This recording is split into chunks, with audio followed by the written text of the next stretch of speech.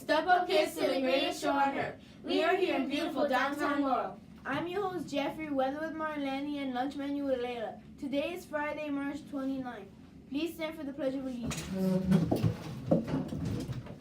I pledge allegiance to the flag of the United States of America and to the republic for which it stands, one nation, under God, indivisible, with liberty and justice for all. Please join us in Saying saying of the Laurel Pledge. I am a Laurel leopard. I will be a leader at home and school. I will show effort in all that I do. I will be organized and show problem-solving abilities to achieve in the classroom. I will respect myself, my classmates, and my teachers. I will be dependable. Everyone will be able to depend on me. I am a Laurel leopard. Now to Marlene for the weather. Today's weather will be a high of 68 degrees Fahrenheit. Today's birthdays are Inbunkin Odenbale. Sorry if I said that incorrectly, but happy birthday.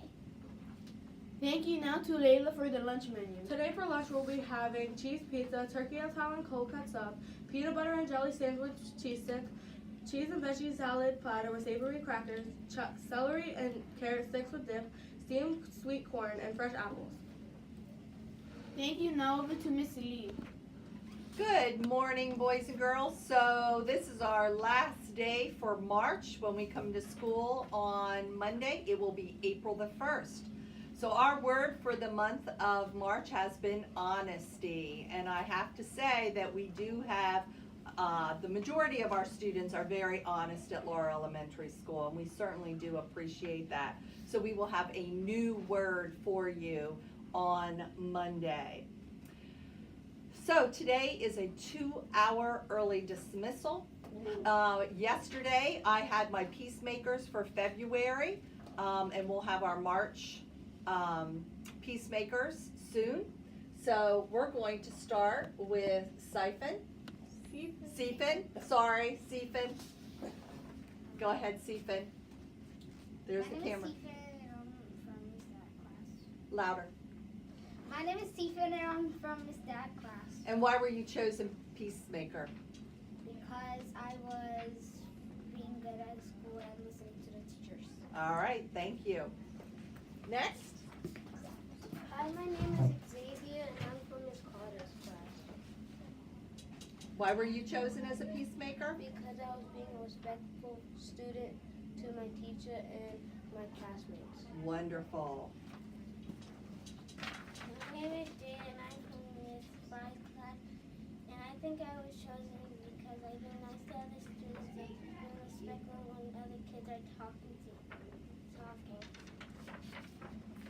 My name is Valentina and I'm from Mr. Brigham's class. I think I was chosen peacemaker because I was respectful to other students and be kind to my teacher. My name is Aisha and I'm from Miss Max's class. I was chosen peacemaker. Do you know why? Because you were respectful to other students? Very kind? All right, great. Thank you. Hi, I'm named from my Sanders class. I think I've been a peacemaker because I listened to my teacher. Okay, great. Thank you.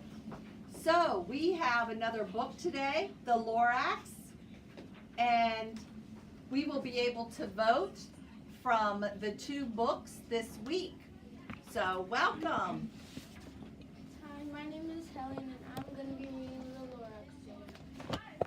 At far end of town, where the grickle grass grows, and the wind smells slow and sour when it blows, and no bird ever sing, excepting old crows, is the street of lifted Lorax. And deep in the grickle grass, some people say, if you look deep enough, you can still see today where the Lorax once stood, just as long as it could, before someone lifted the Lorax away. What was the Lorax, and why was it there? And why was it lifted and taken somewhere from the far end of town where the grickle grass grows? The old one, Onceler still lives here. Ask him, he knows. knows.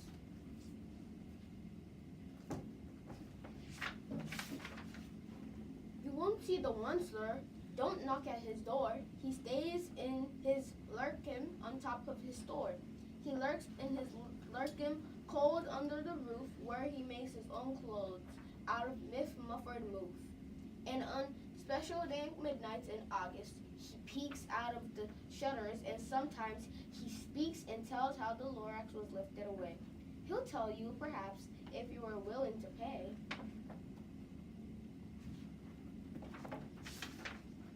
On the end of a rope, he lets down a tin pail, and you have to toss in 15 cents in a nail, and the shell of a great-great-great-grandfather's snail.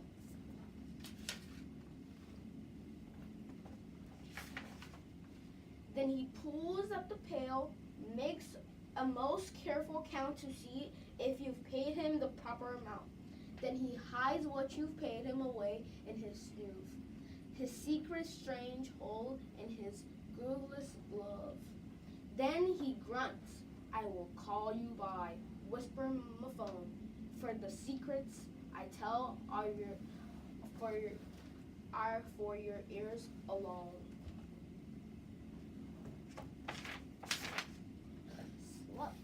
Down slups the whisper-phone to your ear, and the old Onceler's whisper are not very clear, since they have to come down through a snurgly hose, and he sounds as if he had smallish bees up his nose. Now I'll tell you, he says, with his teeth sounding gray, how the Lorax got lifted and taken away. It all started way back, such a long, long time back.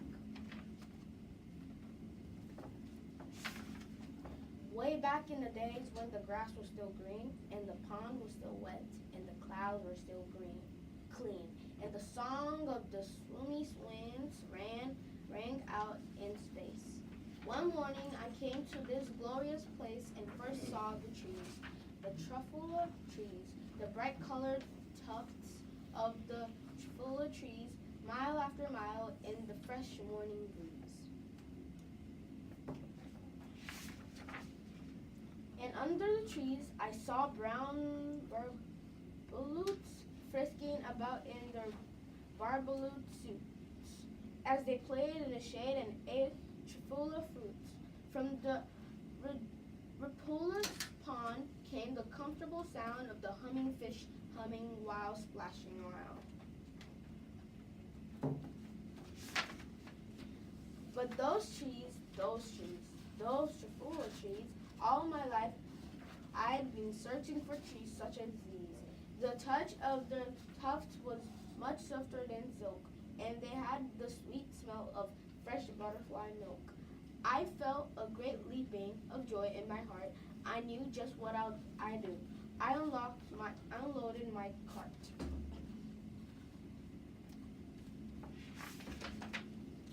In no time at all, I had built a small shop. Then I chopped down a truffula tree with one chop, and with great skillful skill, and with great speedy speed, I took the soft tuft and I knitted a knee.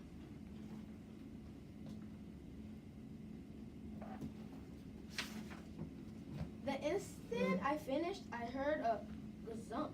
I looked, I saw something pop out of the stump of the tree. I chopped down. I was sort of a man. Describe him. That's hard. I don't know if I can. He was shortish and oldish and brownish.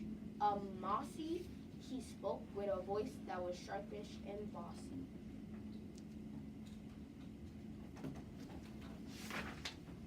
Mister, he said with a sawdusty sneeze, I'm the Lorax. I speak for the trees. I speak for the trees, for the trees have no tongues. And I'm asking you, sir, at the top of my lungs. He was very upset as he shouted and puffed, what's that thing you've made out of my truffula tufts?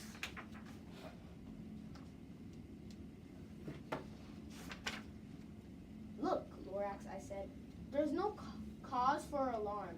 I chopped just one tree and I'm doing no harm. I'm being quiet, useful, This thing is a need. A need to find something that all people need. It's a shirt, it's a sock, it's a glove, it's a hat.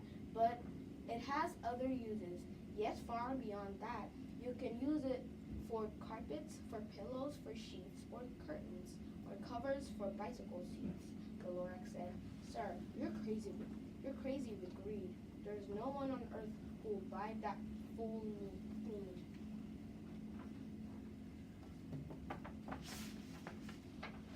But the very next minute, I proved he was wrong, for just at that minute, a chap came along, and he thought that the need I had knitted was great. He happily bought it for $3.19.8. I laughed at the Lorax. You poor stupid guy. You never can tell what some people will buy.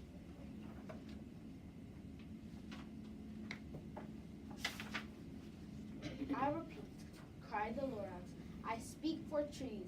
I'm busy, I told him. Shut up, if you please. I rushed across the room, and in no time at all, built a radio phone. I put in a quick call. I called all my brothers and uncles and aunts, and I said, "Listen here. Here's a wonderful chance for the whole Wensler family to get mighty rich. Get over here fast. Take the road to North Mitch. Turn left at Wee Hawken. Sharp right at South Stitch.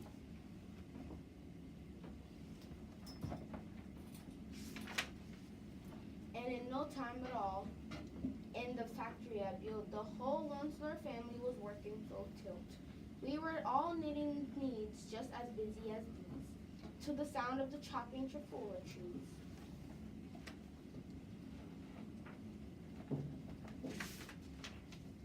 Then, oh baby, oh, how my business did grow. Now, chopping one tree at a time was too slow. So I quickly invented my super axe hacker, which had whacked off 4 trifula trees at one smacker. We were making needs 4 times as fast as before. And that Lorax, he didn't show up anymore. Okay. We are going to have to stop here because this is a very long book, but your teachers will be able to read and finish this book to you hopefully today, or many of you have read this book in the past. And also, I'm sure that you've seen the movie as well. So, please vote, and we will let you know the results on Monday on WLES. 2-hour early dismissal. We'll make announcements when we start our lunches. Have a great weekend, everybody. Thank you. Thank you, Miss Lee. We're your hosts, Jeffrey.